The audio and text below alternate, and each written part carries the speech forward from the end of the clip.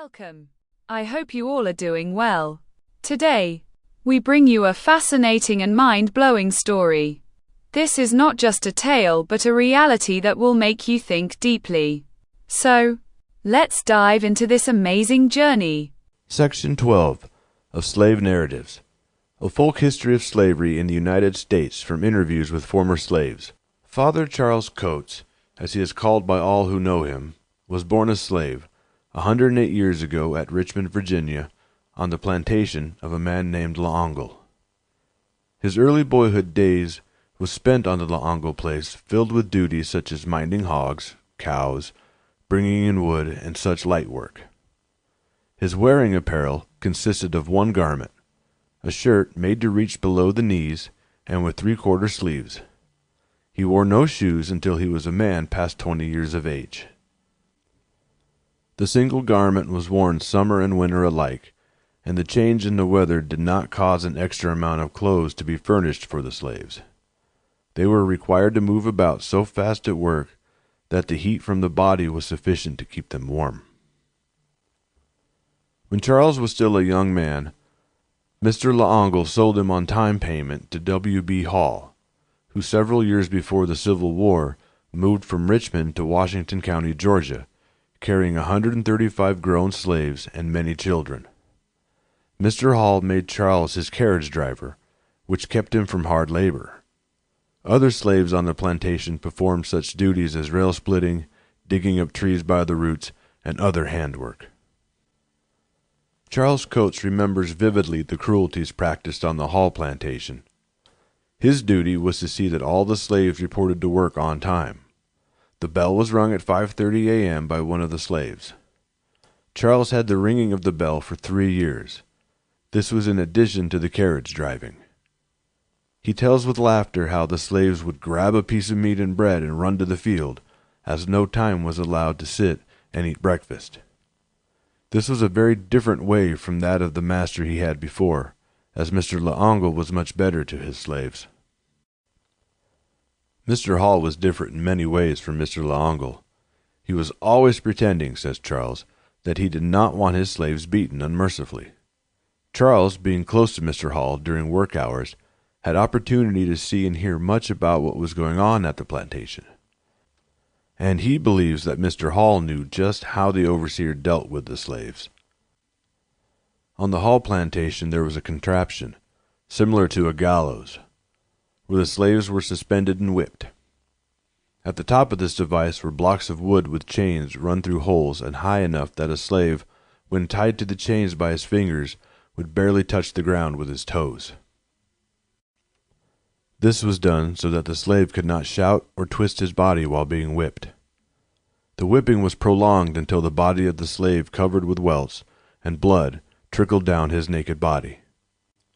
Women were treated in the same manner, and the pregnant woman received no more leniency than did a man. Very often, after a severe flogging, a slave's body was treated to a bath of water containing salt and pepper, so that the pain would be more lasting and aggravated. The whipping was done with sticks and a whip called the cat o' nine tails, meaning every lick meant 9. The cat o' nine tails was a whip of 9 straps attached to a stick. The straps were perforated so that everywhere the hole in the strap fell on the flesh, a blister was left. The treatment given by the overseer was very terrifying. He relates how a slave was put in a room and locked up for 2 and 3 days at a time without water or food, because the overseer thought that he hadn't done enough work in a given time. Another offense, which brought forth severe punishment, was that of crossing the road to another plantation. A whipping was given, and very often a slave was put on a starvation for a few days.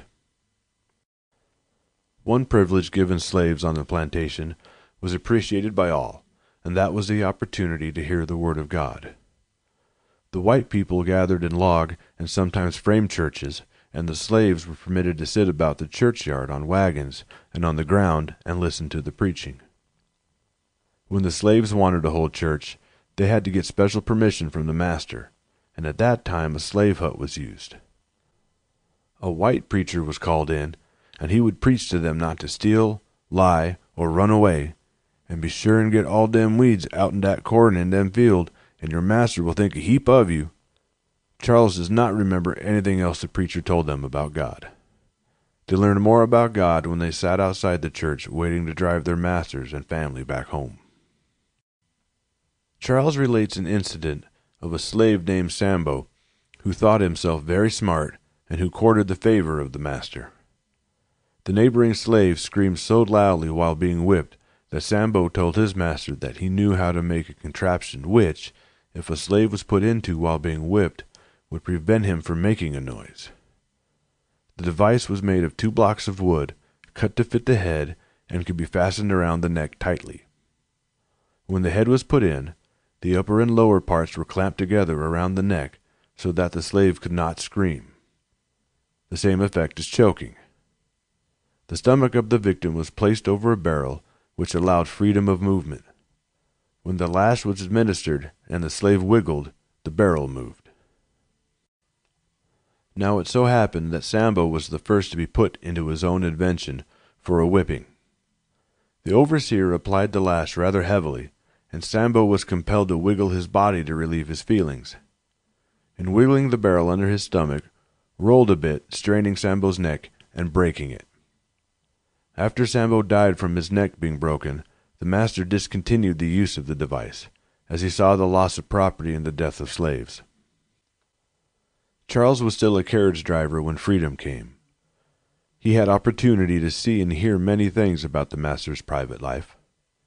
When the news of the advance of the Union Army came, Mr. Hall carried away his money to a secluded spot and buried it in an iron pot, so that the soldiers who were confiscating all the property and money they would not get his money. The slave owners were required to notify the slaves that they were free, so Mr. Hall sent his son, Sherrod, to the cabins to notify all the slaves to come into his presence, and there he had his son to tell them that they were free. The Union soldiers took much of the slave owners' property and gave to the slaves, telling them that if the owners took the property back to write and tell them about it. The owners only laughed because they knew the slaves could not read nor write. After the soldiers had gone, the timid and scared slaves gave up most of the land. Some few, however, fenced in a bit of land while the soldiers remained in the vicinity, and they managed to keep a little of the land. Many of the slaves remained with the owners. There they worked for small monthly wages and took whatever was left of cast-off clothing and food and whatever the old missus gave them.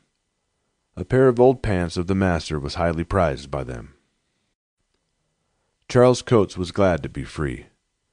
He had been well taken care of and looked younger than 37 years of age at the close of slavery. He had not been married, had been put upon the block twice to be sold after belonging to Mr. Hall. Each time he was offered for sale, his master wanted so much for him, and refusing to sell him on time payments, he was always left on his master's hands. His master said, being tall, healthy, and robust, he was well worth much money. After slavery, Charles was rated as a good worker. He at once began working and saving his money, and in a short time he had accumulated around $200. The first sight of a certain young woman caused him to fall in love. He says the love was mutual, and after a courtship of 3 weeks, they were married. The girl's mother told Charles that she had always been very frail, but he did not know that she had consumption. Within 3 days after they were married, she died, and her death caused much grief for Charles.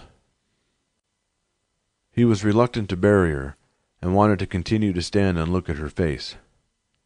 A white doctor and a school teacher, whose names he does not remember, told him to put his wife's body in alcohol to preserve it, and he could look at it all the time. At that time, white people who had plenty of money and wanted to see the faces of their deceased used this method. A glass casket was used, and the dressed body of the deceased was placed in alcohol inside the casket. Another casket made of wood held the glass casket, and the whole was placed in a vault made of stone or brick. The walls of the vault were left about 4 feet above the ground, and a window and ledge were placed in front, so when the casket was placed inside of the vault, the bereaved could lean upon the ledge and look in the face of the deceased. The wooden casket was provided with a glass top part of the way so that the face could easily be seen. Although the process of preserving the body in alcohol cost $160, Charles did not regret the expense, saying, "I had plenty of money at that time." After the death of his wife, Charles left with his mother and father, Henrietta and Spencer Coates, and went to Savannah, Georgia. He said they were so glad to go that they walked to within 30 miles of Savannah, when they saw a man driving a horse and wagon who picked them up and carried them into Savannah. It was in that city that he met his present wife, Irene, and they were married about 1876. There are 9 grandchildren and 8 great-grandchildren living, and in March of 1936, when a party was given in honor of Father Coates' 108th birthday, one of each of the 4 generations of his family were present. The party was given at the Clara White Mission, 615 West Ashley Street, by Eartha M. White. Father Coates and his wife were very much honored, and each spoke encouraging words to those present. On the occasion, he said that the cause for his long life was due to living close to nature, rising early, going to bed early, and not dissipating in any way. He can shout, jumping about 1.5 feet from the floor and knocking his heels together. He does chores about his yard. He looks years younger than he really is and enjoys good health. His hair is partly white, his memory very good, and his chief delight is talking about God and His goodness. He has preached the gospel in his humble way for a number of years, thereby gaining the name of Father Coates. End of section 12. This was today's story. I hope you liked it. If this story touched your heart, be sure to share it with others. We look forward to your valuable feedback. Until then, take care and keep us in your prayers. Goodbye.